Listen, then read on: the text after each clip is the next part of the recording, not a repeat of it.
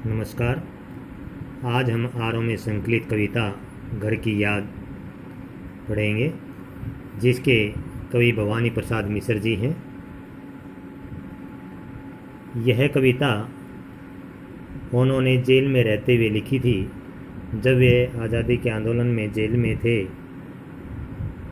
तो उस समय सावन के बादलों को देखकर कवि को घर की याद आ जाती है और उसकी यादों में घर का एक एक परिजन उसकी आंखों के सामने दिखाई देता है। घर के सारे दृश्य उसके ऐसा लगता है जैसे उसकी आंखों के सामने हों और वह घर के सभी सदस्यों को याद करते हैं। उसे अपने भाइयों के और अपनी बहनों की याद आती है। सोचता है बहन मायके आई होगी तो उसको मैं पाकर कितनी दुखी भी होगी। उसकी माँ जो अनपढ़ थी वह पत्र भी नहीं लिख पाती थी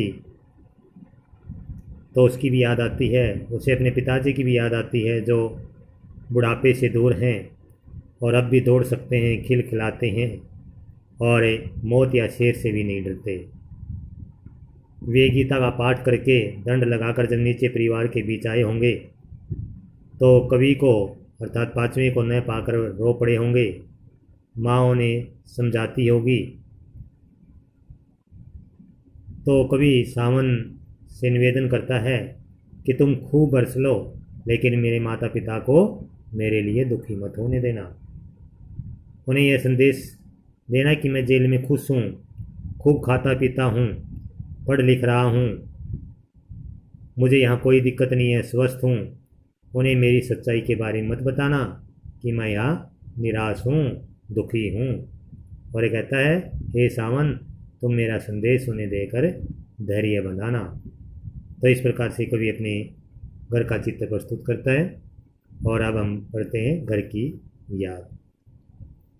आज पानी गिर रहा है, बहुत पानी गिर रहा है। कवि कहता है कि आज बहुत तेज बारिश हो रही है, अर्थात बहुत पानी गिर रहा है। रात भर पूरी बारिश होती रही है, प्राण मन गिरता रहा है। और कवि कहता है कि ऐसे में उसके मन और प्राण घर की याद में गिर गए, अर्थात उसे घर की बहुत याद आ रही है। बहुत पानी गिर रहा है, घर नज़र में गिर रहा है। और फिर बरसते हुए पानी को देखकर फिर कवि कहता है कि बहुत ज़्यादा पानी गिर रहा है और उसकी आंखों के सामने उसका घर नज़र आ रहा है, अर्थात उसे घर तैरता हुआ दिखाई देता है। घर की मुझसे दूर है जो, और वह घर जो मुझसे बहुत दूर है, अर्थात मैं तो जेल में बंद हूँ और घर मेरे से बहुत दूर है। घर खुशी का पूर है जो, और कहता है कि वह घर जो खुशियों का पूर अर्थात भंडार है। तो उसे अपने घर की याद आती है। आगे कभी कहता है, घर में 4 भाई, मायके में बहन आई। और उसे उस घर की याद आती है जिसमें उसके 4 भाई हैं और एक बहन है। बहन भी मायके में आई हुई अर्थात अपने घर आती है। बहन आई बाप के घर, आए रे प्रीताप के घर। और उसकी बहन जो पिता के घर आई है और घर आकर बड़ी खुश होती है, लेकिन जब यहाँ कवि को नहीं पाती तो वह बहुत दुखी होती है। क्यों? क्योंकि उसका एक भाई तो जेल में बंद है और वह कवि है। तो कवि को न पाकर वह घर जो है प्रीताप अर्थात दुख का घर लगता है, अर्थात वह दुखी हो जाती है। घर में सब जुड़े हैं, और उसे उस घर की याद आती है जो सब आपस में जुड़े हुए हैं, अर्थात भाई बहन माता पिता सब आपस में जुड़े हुए हैं। सब की इतने कब जुड़े हैं और सब एक दूसरे के बिना कभी रह नहीं पाए। कहते 4 भाई 4 बहनें, कहता उसके 4 भाई हैं और 4 बहनें। भुजा भाई प्यार बहनें, और कहते 4 भाई भुजाएं हैं उसकी और उसकी बहनें उसका प्यार है, अर्थात भाई भुजा के समान कर्मशील व बलिष्ठ हैं और बहनें स्नेह की मूर्ति अर्थात स्नेह का भंडार है, प्यार की मूर्ति हैं। इसमें कवि को घर की याद आती है और घर के बारे में बताता है। साहित्यिक खड़ी बोली का प्रयोग किया है और फिर उसकी आंखों के सामने उसकी माँ का दृश्य आ जाता है, अर्थात माँ की याद आती है उसे। फिर कहता है और माँ बिन पढ़ी मेरी, तो अपनी माँ के बारे में बताता है कि उसकी माँ जो है अनपढ़ है, पढ़ी लिखी नहीं है।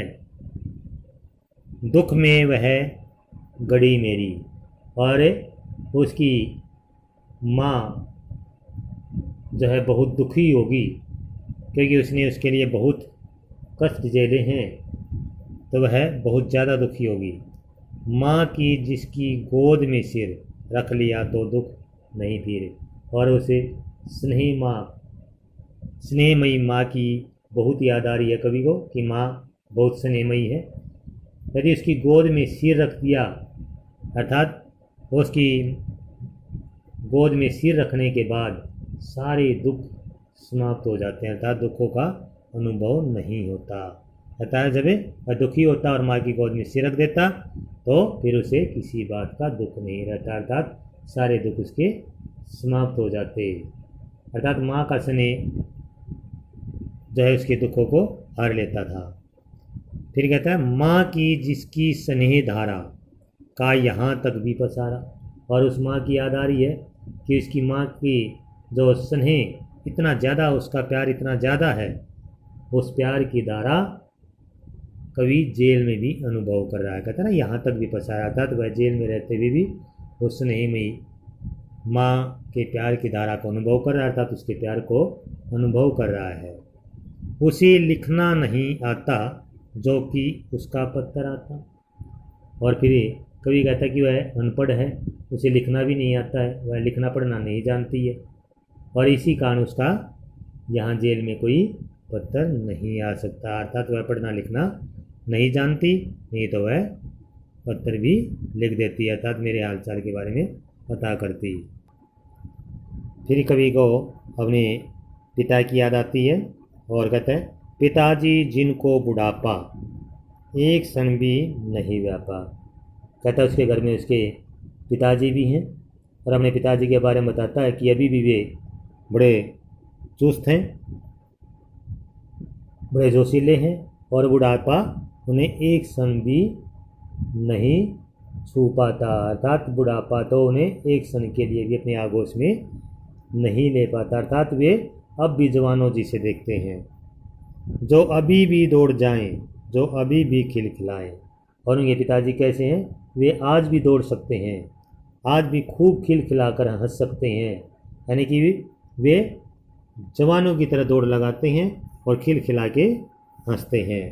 फिर कहता मौत के आगे न हिचके, और वे मौत के आगे भी नहीं झुकते। अर्थात सामने मौत हो या शेर आ जाए कोई तो उसके सामने भी वे झुकते नहीं, अर्थात उससे भी डरते नहीं हैं। वे इतने साहसी हैं कि मौत के सामने भी हिचकते नहीं हैं। शेर के आगे न बिचके, और आगे से अगर शेर आ जाता है तब भी वे डरते नहीं हैं।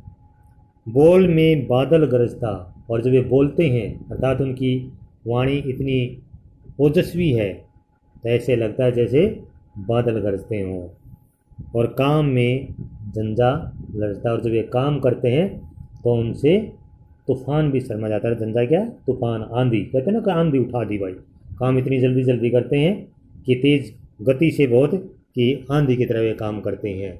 तो उन्हें अपने पिताजी की याद है, पिताजी के बारे में बता रहे हैं। इससे आगे का भाग हम अगली वीडियो में पढ़ेंगे, तो आप ध्यान से इसको समझना।